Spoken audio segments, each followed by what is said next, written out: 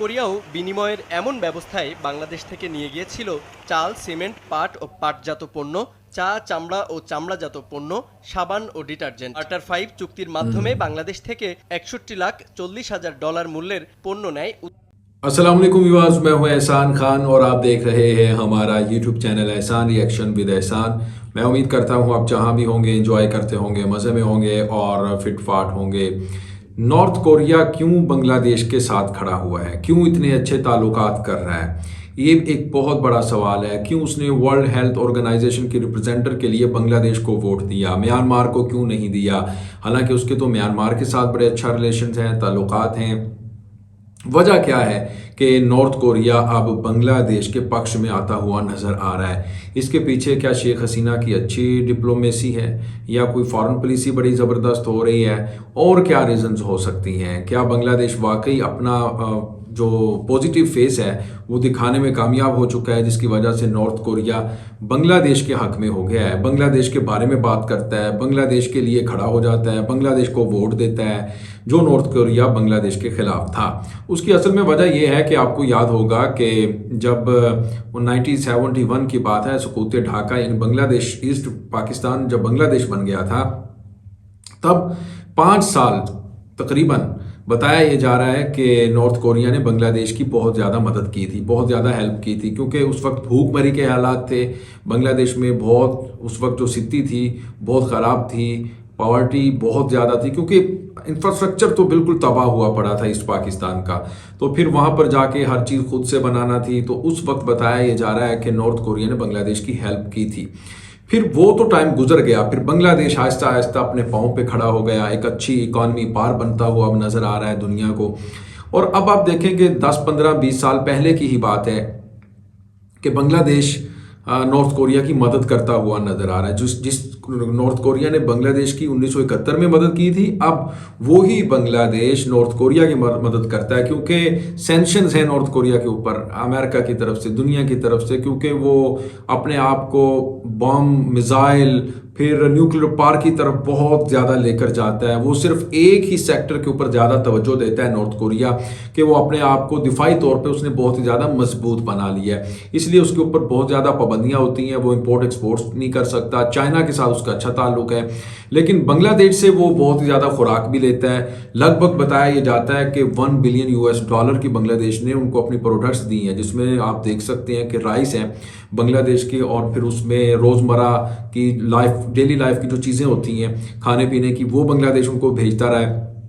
लेकिन उसके बदले में जो नॉर्थ कोरिया, उसने कभी भी बांग्लादेश को पैसे रिटर्न नहीं किए, ये भी एक सवाल है। लेकिन बांग्लादेश फिर भी, यानी वो पहले उसने $1 बिलियन की इतनी बड़ी इमदाद भेजी है, फिर वो सब्र के साथ बैठा रहा। बांग्लादेश ने उनसे डिमांड नहीं की कि हमारे पैसे वापस करें, नहीं जी, वो फिर भी उनकी मदद करता है बांग्लादेश, क्योंकि वो कहता है कि इन्होंने हमारे मुश्किल वक्त में साथ दिया था, उसने नॉर्थ कोरिया ने 1971 में, इसलिए हम उनके साथ खड़े हुए हैं। वो कह रहा है कि यही वजह है कि अब उसको एहसास हो गया नॉर्थ कोरिया के प्रेसिडेंट को, नॉर्थ कोरिया को, उनकी हुकूमत को, कि हम देखें हमारे साथ बांग्लादेश का कितना अच्छा सलूक है और हम उनके साथ क्या कर रहे हैं। इसलिए वो कह रहे हैं कि हम पैसे तो नहीं दे सकते, कम से कम उनको वोट ही दे दें, उनको सपोर्ट ही कर दें इंटरनेशनल फोरम के ऊपर, जहां जहां उनको हमारी ज़रूरत है। तो वो कह रहे हैं कि यही वजह है कि आप देखें वर्ल्ड हेल्थ ऑर्गेनाइजेशन में या फिर दुनिया का कोई और भी प्लेटफॉर्म हो जहां पर ये एक स्टेज पर इकट्ठे होते हैं, तो अब वो बांग्लादेश के पक्ष में बात करता है, ना कि किसी और के हिस्से में वो वोट दे या बात करे। यही वजह है और कोई नहीं है। इसी के ऊपर वीडियो है, पहले वीडियो देखेंगे फिर उसके ऊपर हम बात करेंगे। एक दो और भी बड़े अहम पॉइंट्स हैं, उसके ऊपर भी हम इस वीडियो के अंत में बात करेंगे। जुड़े रहिएगा, आखिर तक इस वीडियो को जरूर देखिएगा। वीडियो देखने से पहले अगर अभी तक आपने हमारे यूट्यूब चैनल एहसान रिएक्शन को सब्सक्राइब नहीं किया तो चैनल को कर दें सब्सक्राइब और बेल आइकन भी प्रेस कर दें। वीडियो को लाइक भी किया करें और कमेंट सेक्शन में आप अपनी फीडबैक से हमें जरूर आगाह भी किया करें। जी वीडियो देखिएगा, 3, 2, 1 एंड क्यू।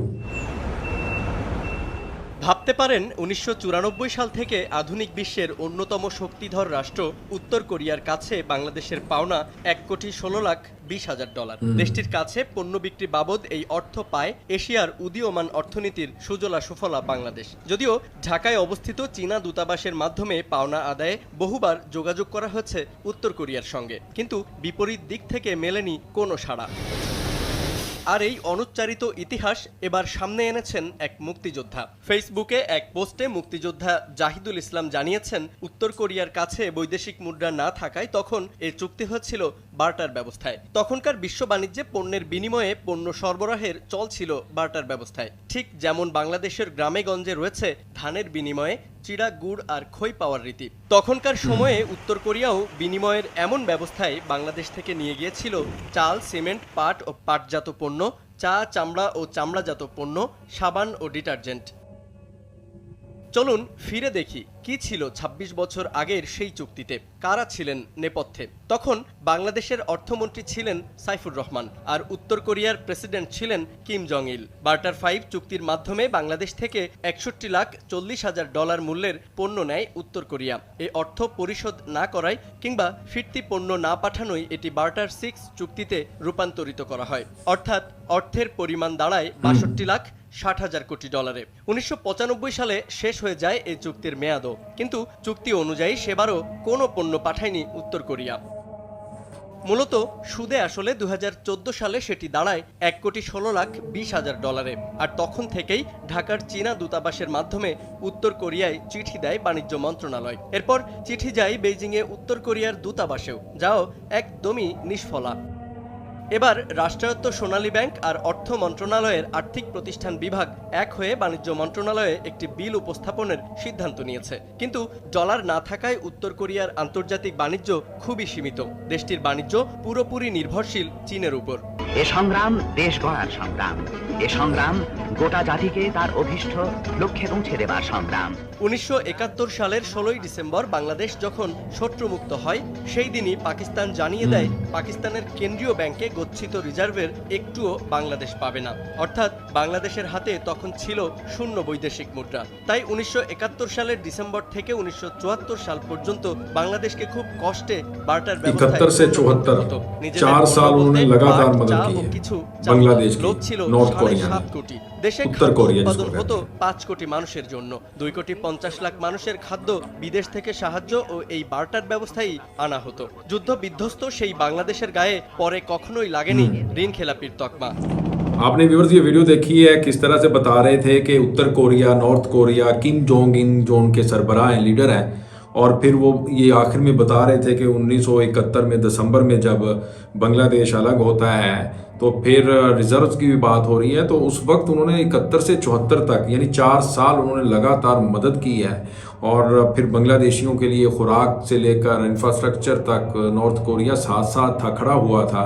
यानी जो बुरे वक्त का आपका साथी होता है उसे आप अपना जब अच्छा टाइम आता है तो उसे याद कर किया जाना चाहिए। ये मैं कहता हूँ कि अच्छे को उसकी बड़े मुल्क की, बड़े इंसान की, बड़े लीडर की ये एक पहचान होती है, एक बात होती है, ऐसा करना भी चाहिए। अब यही वजह है कि अब आप देखें कि नॉर्थ कोरिया जिस तरह से बांग्लादेश के साथ खड़ा हुआ है, चाहे वो इकोनॉमिकली तो फाइनेंशियली तो वो सपोर्ट नहीं कर पा रहे, लेकिन वो उसने एहसास उसको कहीं ना कहीं हुआ है कि देखें बांग्लादेश की हुकूमत, इन्होंने हमारे साथ जो अच्छा सलूक किया है, अब हम इसको वैसे अखलाकी तौर पर मॉरल सपोर्ट्स तो करें। अब यही वजह है कि वो जनाब दुनिया के हर फोरम पर, चाहे वो WHO का फोरम हो या कोई और हो, वो बांग्लादेश के पक्ष में नज़र आ रहे हैं। और मैं कहता हूं कि बांग्लादेश की जो फॉरेन पॉलिसी है कहीं ना कहीं बहुत ही ज़्यादा वो अपना दमखम दिखा रही है, कामयाबी के सफ़र पर गामजन है और बांग्लादेश पर कामयाब होता हुआ नज़र भी आ रहा है। मुझे दें इजाज़त, मिलेंगे नेक्स्ट वीडियो में, तब तक के लिए अल्लाह हाफिज़।